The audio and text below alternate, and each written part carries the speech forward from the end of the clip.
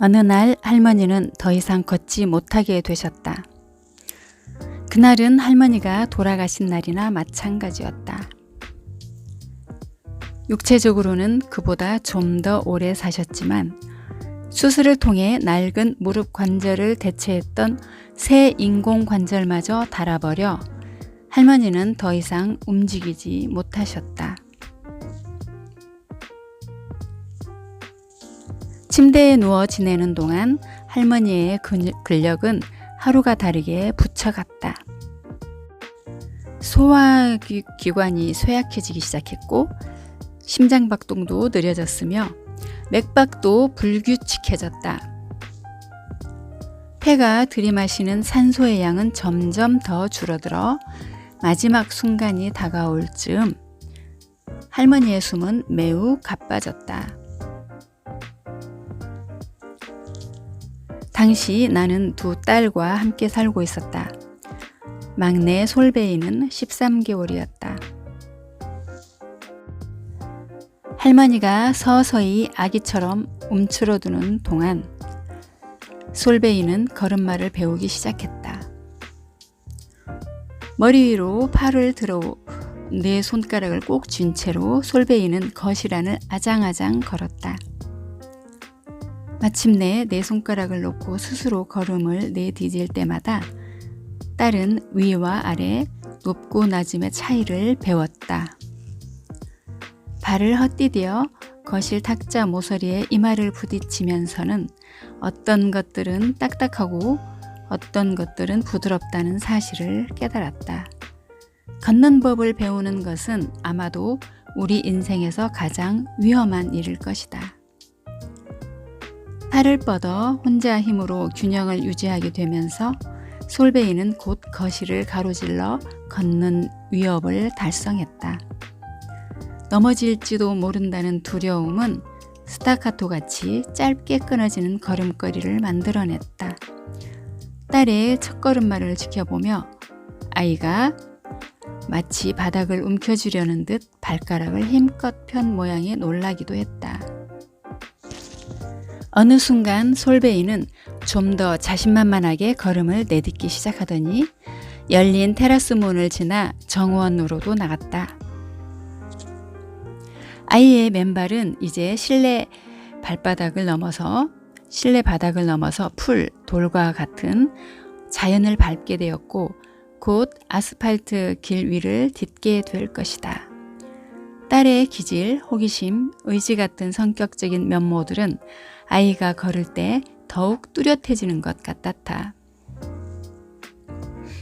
걸음마를 배우는 아이를 관찰하다 보면 세상에 탐험과 성취의 기쁨만큼 강렬한 것이 없다는 생각이 든다. 한 발 한 발 번갈아 내디디며 탐색하고 극복하는 일은 우리의 본성에 내재되어 있어서 탐구의 여정은 우리가 어느 순간 마음먹고 시작하는 것이 아니라 이미 시작된 것을 서서히 멈춰가는 일에 더 가깝다고 할 수 있다.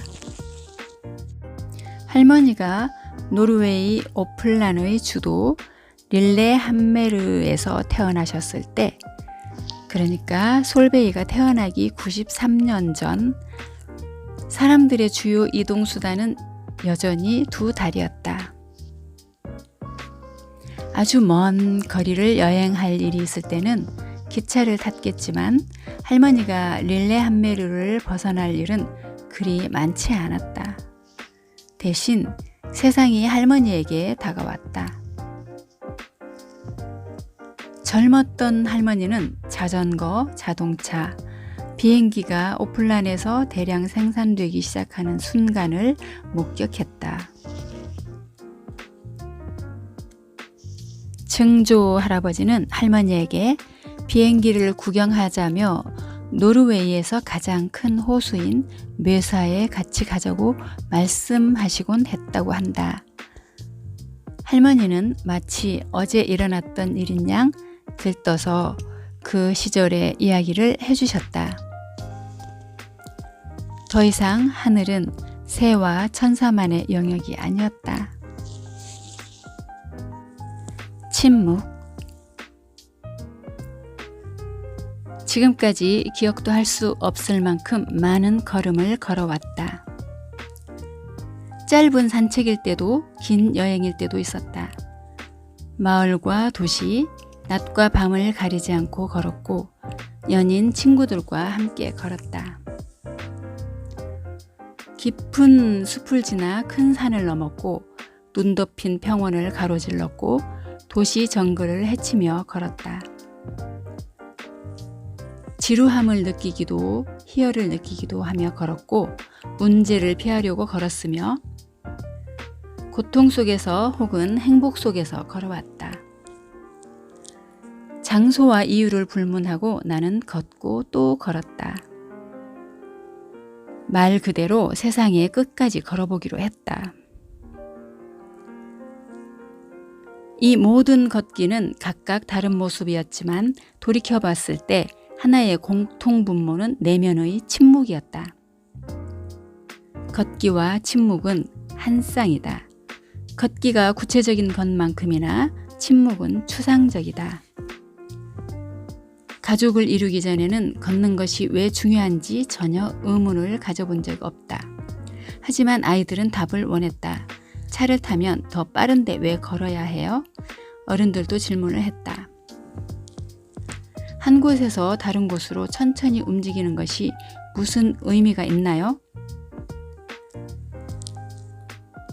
나는 걷기의 본질인 느림과는 정반대로 빠르고 쉽게 분명한 답변을 하려고 노력했다. 걷는 사람이 장수한다고, 걸으면 기억력이 좋아진다고, 혈압이 낮아지고 면역력이 높아진다고 말이다. 하지만 그런 말을 할 때마다 나는 그것들이 진실의 절반에 불과하다는 생각을 하지 않을 수 없었다. 걷기는 비타민 광고에서 볼 법한 효능 목록보다 훨씬 광범위한 효과가 있다. 그렇다면 진실의 나머지 절반은 무엇일까? 우리는 왜 걷는가? 우리는 어디서부터 걷기 시작해 어디로 가는가? 우리는 모두 각자의 답을 가지고 있다.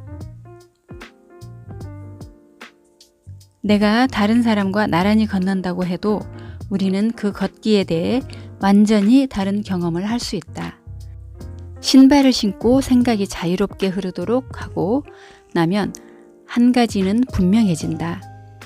한 발을 다른 한 발 앞에 두는 것이 우리가 하는 가장 중요한 행위라는 것이다. 이제 걸어보자.